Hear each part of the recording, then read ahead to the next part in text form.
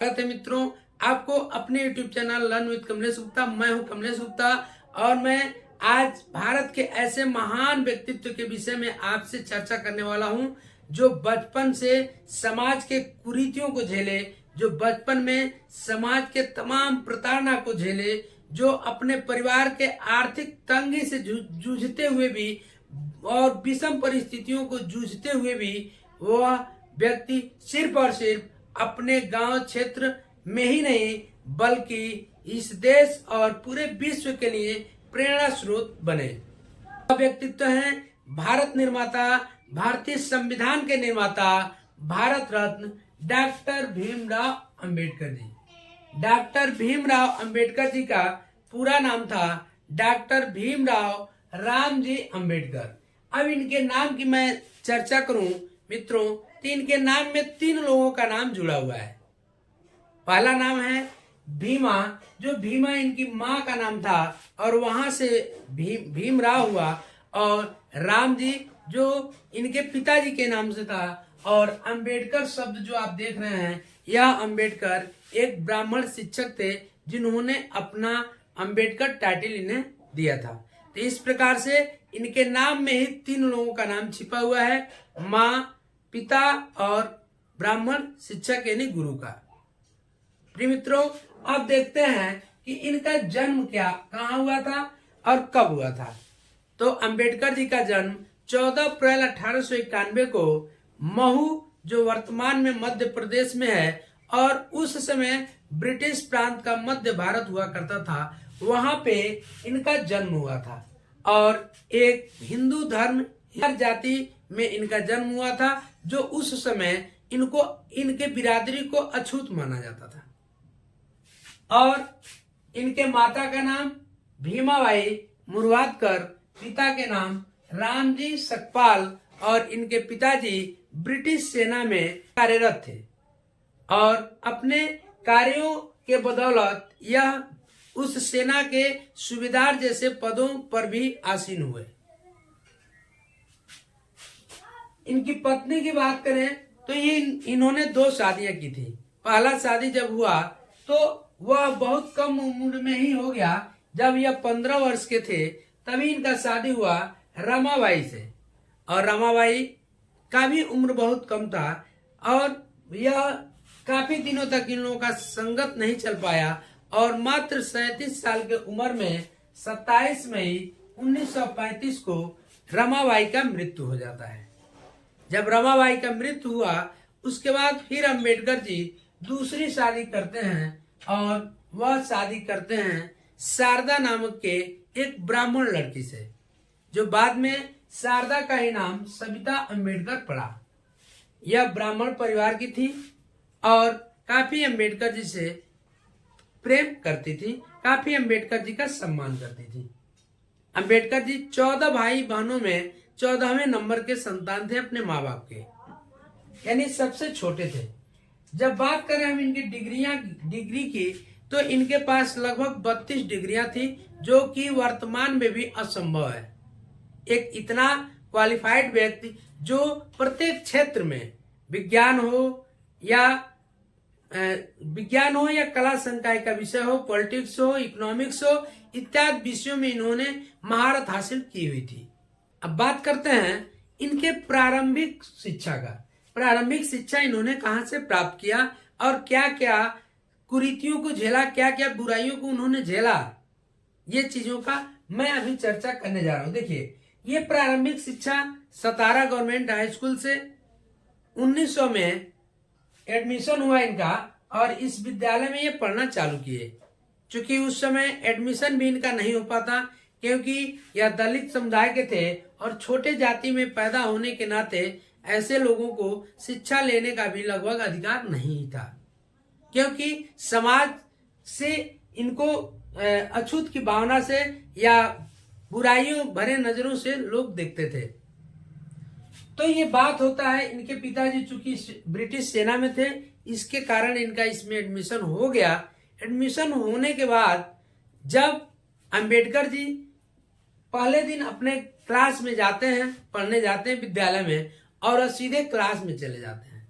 जब क्लास में जाते हैं तो वहां पे जो भी बच्चे बैठे होते हैं उस क्लास में सब निकल के बाहर चले जाते हैं और बाहर जाने के बाद से जाके टीचर से शिकायत करते हैं कि वह छोटे जाति का लड़का हम लोग के बीच में आ गया, हम लोग नहीं पढ़ेंगे वहां पे।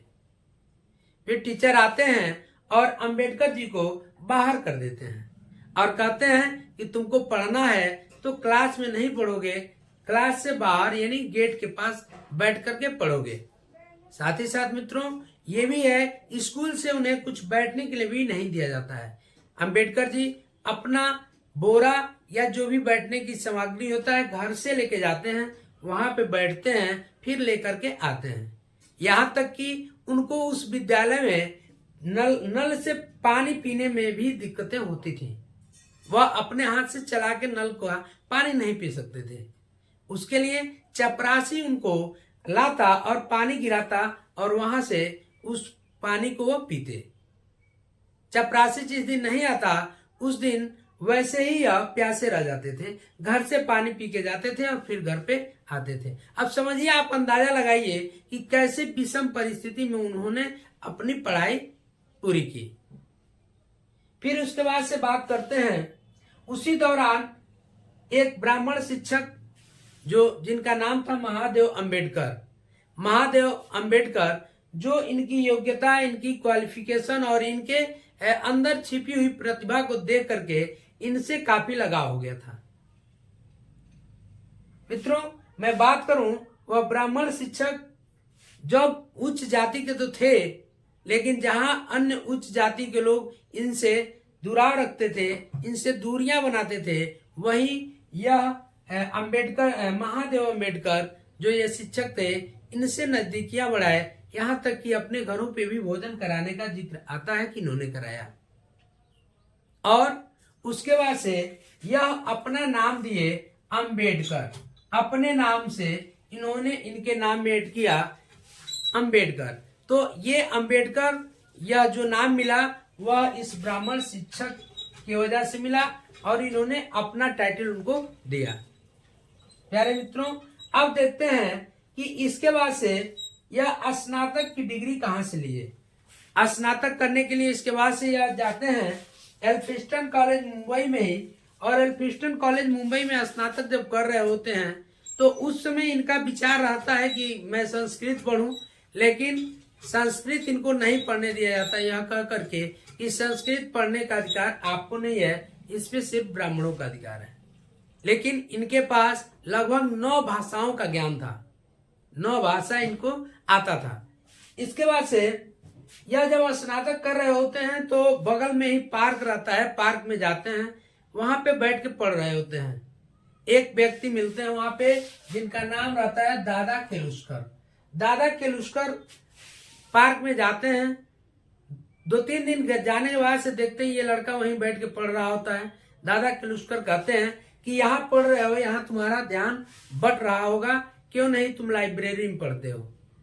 अंबेडकर जी के साथ अभी भी वह चीज छूटा नहीं था, छोटे बड़े ऊंचे नीच का भेदभाव। उन्होंने अपनी बातें इस दादा केलुस्कर से बताई कि मेरे साथ ये समस्या है, जिसके कारण दादा केलुस्कर ने क्या किया, एक महात्मा बुद्ध के जीवनी का एक पुस्तक उनको दिया और कहा इसको पढ़िए।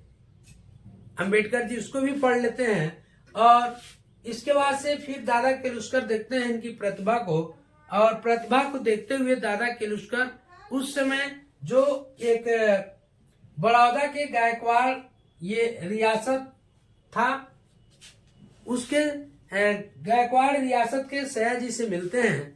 क्योंकि उस समय ये गायकवाड़ रियासत विद्वान अपने यहाँ पढ़ने वाले छात्रों का जो विद्वान जो टैलेंटेड बच्चे थे उनको स्कॉलरशिप देता था पढ़ाई आगे करने के लिए। यह मिलते हैं और इनसे मदद के लिए कहते हैं कि अंबेडकर जी एक प्रतिभावान छात्र हैं और आप इन्हें भी स्कॉलरशिप देने का काम करेंगे। फिर उसके बाद से इसी के बीच 1906 ईस्वी में इनकी शादी होती है। 1913 ईस्वी में इनके पिताजी का देहांत हो जाता है। फिर 1913 ईस्वी में ही यह गायकवाड़ रियासत के सयाजीराव इनको स्कॉलरशिप देने का निर्णय लेते हैं और इसी साल यह यूएस न्यूयॉर्क में कोलंबिया यूनिवर्सिटी में चले जाते हैं, वहां एडमिशन ले लेते हैं। यह जो स्कॉलरशिप मिलता था वह 25 रुपया पर मंथ मिलता था और वहां से यूएस कोलंबिया यूनिवर्सिटी से पीएचडी का डिग्री ले लेते हैं। उसके बाद से लंदन में भी पढ़ाई करते हैं और जब यह 1913 में पढ़ाई करके 17 तक इनका स्कॉलरशिप तब तक बंद हो जाता है और 17 में भारत वापस आ रहे होते हैं, एक ऐसी अफवाह उठती है, एक ऐसा घटना होता है, अफवाह नहीं रियल घटना था। घटना यह था कि एक शिप जो आ रही थी उसी समय, चूंकि 1914 से लेकर के 1918 तक प्रथम विश्व युद्ध भी चल रहा था, तो उसी में एक पनडुब्बी उस शिप को डुबा देती है। ऐसा शोर हुआ कि अंबेडकर जी उसी में आ रहे थे और वह उसी में डूब गए। लेकिन यह था कि अंबेडकर जी उस शिप में नहीं थे, उनकी पुस्तकें थीं। उन करते हैं इसके बाद से जब वहां से वापस आए तो गायकवाड़ रियासत का ये था कि भाई स्कॉलरशिप दे के भेज रहा है तो पढ़ेंगे तो आएंगे, तो गायकवाड़ रियासत के लिए काम भी करना पड़ता था। तो इन्होंने गायकवाड़ रियासत की सेना में इनको जगह मिला और सेना सचिव के रूप में, डिफेंस सेक्रेटरी के रूप में इनकी नियुक्ति होती है। गायकवाड़ रियासत के सचिव के रूप में जब सेना सचिव के रूप में इनकी नियुक्ति होती है, यह अपने भाई के साथ 2 लोग जाते हैं और वहां पे रहने के लिए, ठहरने के लिए रूम खोज रहे होते हैं। लेकिन जहां भी जाते हैं, जैसे नाम पूछा जाता है, ये पता चलता है कि ये छोटे जाति के हैं, तो फिर वहां रूम इनको नहीं मिल पाता है। यह उस समय की बात है कि जब इतनी डिग्रियां लेने के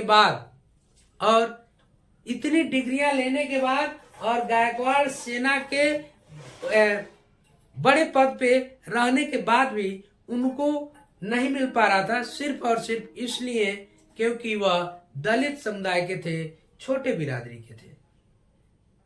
इसके बाद से वह जब ही ऑफिस में जाते हैं, ऑफिस में जाने के बाद से अपने चपरासी को वह फाइल लाने के लिए बोलते हैं, क्योंकि चपरासी बड़े जाति का होता है और ऊंची जाति के होने के नाते इनके आदेश को यह करने में, इनके कार्यों को करने में वह सुविधा महसूस करता है। ये फाइल लाने के लिए बोलते हैं, वह चपरासी फाइल का बंडल लाके इनके टेबल पे फेंक देता है, जो काफी इसलिए उसको लगता है कि भाई ये छोटे जाति का व्यक्ति और हमें आदेश दे रहा है। यह सारी चीजें अभी भी हो रही हैं जब ये सेना के बहुत बड़े पद पे हैं। फिर इनको पानी पीने में भी दिक्कतें होती थी, चपरासी पानी लाके नहीं देता था और ये सारी समस्याएं झेलते हुए यह कुछ ही दिनों तक वहां काम कर पाए, क्योंकि फिर वह वहां से सेना सचिव का नौकरी छोड़ दिए और उसको छोड़ने के बाद से 1918 में प्रोफेसर के रूप में इनकी नियुक्ति होती है। प्रोफेसर के रूप में एक यूनिवर्सिटी में जब नियुक्ति होती है तो वहां भी या जब पढ़ाने जा रहे होते हैं तो बच्चे पढ़ने से इनकार कर देते हैं। वह कहते हैं कि यह छोटे जाति के हैं, हम इनसे नहीं पढ़ेंगे। यह शिकायत जाके कॉलेज प्रबंधन से करते हैं। कॉलेज प्रबंधन उनको समझाता है कि बहुत क्वालिफाइड व्यक्ति हैं, इनसे पढ़ो, 2-4-5 दिन पढ़ लो, उसके बाद हम व्यवस्था करेंगे। नहीं, 4-5 दिन जैसे ही वह बच्चे पढ़ते हैं इनसे, इनकी योग्यता को देख करके, इनके पढ़ाने की शैली को देख करके बच्चे प्रभावित हो जाते हैं और अंबेडकर जी को फिर अंबेडकर जी से पढ़ने लगते हैं। अब बात आता है उसी समय 1920 की बात है, कोल्हापुर के साहू रियासत, इनके कहने पर एक पत्रिका ये निकाले, साप्ताहिक पत्रिका मूक नायक, जो साप्ताहिक पत्रिका थी, इसमें उन्होंने वर्तमान परिस्थिति को लिखने का काम किया। साथ ही साथ एक संगठित प्रयास किया कि दलितों को संगठित किया जाए और वह बहिष्कृत हितकारिणी संगठन बनाए। 1946 में एक पुस्तक भी इन्होंने लिखा, हु वर द शूद्राज। अब देखते हैं भारतीय संविधान में इनका क्या योगदान रहा। केवी राव ने उन्हें कहा कि भारतीय संविधान के जनक व जननी अंबेडकर जी थे, केवी राव ने कहा था। संविधान सभा, उसके पहले संविधान निर्माण होने के पहले संविधान सभा के लिए चुनाव हुए। संविधान सभा के लिए जब चुनाव हुआ, भीमराव अंबेडकर जी बॉम्बे सीट से चुनाव लड़े, हार गए। जब बॉम्बे से सीट हार गए, चुनाव नहीं जीत पाए, तो फिर यह बंगाल सीट से चुनाव लड़े दोबारा। जब बंगाल सीट से चुनाव लड़े तो मुस्लिम लीग के सहयोग से यह चुनाव वहां से जीत गए। लेकिन जब जीते यह चुनाव तो अभी भारत बंटवारा नहीं हुआ था। तो भारत का जब बंटवारा नहीं हुआ था भारत पाकिस्तान में, तो वहां से तो जीते थे। लेकिन जब बंटवारा हुआ 1947 में, तो यह सीट चला गया पाकिस्तान में। फिर पाकिस्तान में जब चला गया, तब तक ये जो संविधान सभा के लोग थे, इनको लगा कि अंबेडकर के बिना संविधान लिखना मुश्किल है। अतः बी.एन. राव बहुत बड़ा चेहरा, बहुत बड़े, यह भी इनका भी रोल होता है भारतीय संविधान को लिखने में। बी.एन. राव जी राजेंद्र प्रसाद, जो कि उस समय संविधान सभा के अध्यक्ष थे, इनसे कहे कि अंबेडकर के बिना संविधान लिखना मुश्किल है, अतः अंबेडकर को कहीं भी सीट से जिता करके और संविधान सभा का सदस्य बनाया जाए। राजेंद्र प्रसाद जी बीजी खेर, जो कि तत्काल में बम्बई प्रेसिडेंसी थी और बम्बई के वो प्रधानमंत्री थे, और उनसे कहा और उन्होंने M.R. जयकर से इस्तीफा दिलाया और वहां से फिर दोबारा अंबेडकर जी को चुनाव लड़ाया गया और वहां से वह चुनाव जीते। चुनाव जीत के आते हैं, फिर जो संविधान सभा बना था वह कई कमेटी बना था उसमें, और उसमें एक कमेटी बना प्रारूप समिति, यानी प्रारूप समिति बना और उसके अध्यक्ष बना दिए गए डॉक्टर भीमराव अंबेडकर जी। एक चीज और आता है मित्रों, पूना पैक्ट समझौता। ये पूना पैक्ट समझौता भारत के दो दिग्गजों के बीच हुआ था, जो महात्मा गांधी और अंबेडकर जी के बीच में हुआ था। वह ये था कि जिस प्रकार से ब्रिटिश गवर्नमेंट ने यहाँ के रूल लाया था कि पृथक निर्वाचन पद्धति, और उसके तहत मुस्लिमों को अलग मिल गया था, ईसाई सिखों को मिला था, तो ये बात कर रहे थे कि हमारे लिए भी, यानी दलितों के लिए भी पृथक निर्वाचन क्षेत्र होना चाहिए। जब महात्मा गांधी को लगा कि ऐसे देश और कई टुकड़ों में बढ़ जाएगा, तो महात्मा गांधी जी कहे ऐसा नहीं कीजिए। फिर यार जब नहीं बात मान रहे थे महात्मा गांधी जी, जेल में, पूना में उस समय वो जेल में थे, वहां पे अनशन पे बैठ गए। अंत में मदन मोहन मालवीय जी अंबेडकर जी को समझाए बुझाए और उनको लेके गए, और फिर पूना पैक्ट जेल में, पूना जेल में महात्मा गांधी और अंबेडकर जी के बीच में बात हुई। महात्मा गांधी कहे कि आप उसके लिए, आप दलितों के लिए आरक्षण ले लीजिए, दलितों के लिए कुछ सीटें फिक्स कर लीजिए, लेकिन हम अलग नहीं कर पाएंगे, ऐसा मत कीजिए। फिर अंबेडकर जी उस बात को माने और इन दोनों नेताओं के बीच में पूना पैक्ट समझौता होता है। एक चीज और इसमें आता है मित्रों कि पूना पैक्ट समझौता हुआ, उसमें लिखित हस्ताक्षर किसके हैं? महात्मा गांधी के नहीं, वह उसमें जो सिग्नेचर हुए उसपे अंबेडकर जी और मालवीय जी के हुए हैं। इस प्रकार से आपने देखा कि यह कैसे विभिन्न परिस्थितियों से, विषम परिस्थितियों से लड़ते हुए और इस शीर्ष तक पहुंचे, जो इस देश का भाग्य लिखने में, इस देश का संविधान लिखने में अपना महत्वपूर्ण रोल अदा किया डॉक्टर भीमराव अंबेडकर जी, जो पिछड़े दलितों के लिए बहुत सारी चीजें संविधान में दिए। पहले वो दलित समुदाय के लिए सिर्फ काम कर रहे थे, लेकिन बाद में चल के पूरे भारत के लिए उन्होंने काम किया। समानता के पक्ष में थे, समानता के पक्ष में थे, चाहे महिलाओं के पक्ष में हो, पुरुषों के पक्ष में हो, इन्होंने समानता के लिए बहुत सी लड़ाइयां भी लड़ी। मित्रों, मुझे आशा है ये वीडियो आपको पसंद आया होगा। यदि पसंद आया हो तो प्लीज वीडियो को लाइक कर दीजिए, चैनल को मेरे सब्सक्राइब कर लीजिए और बेल आइकन का बटन जरूर दबा दीजिए, ताकि ऐसे ही जानकारी मैं आपको जब वीडियो के माध्यम से साझा करूं तो सबसे पहले वो आप तक पहुंच सके। मिलते हैं नेक्स्ट वीडियो में, तब तक के लिए जय हिंद, जय भारत।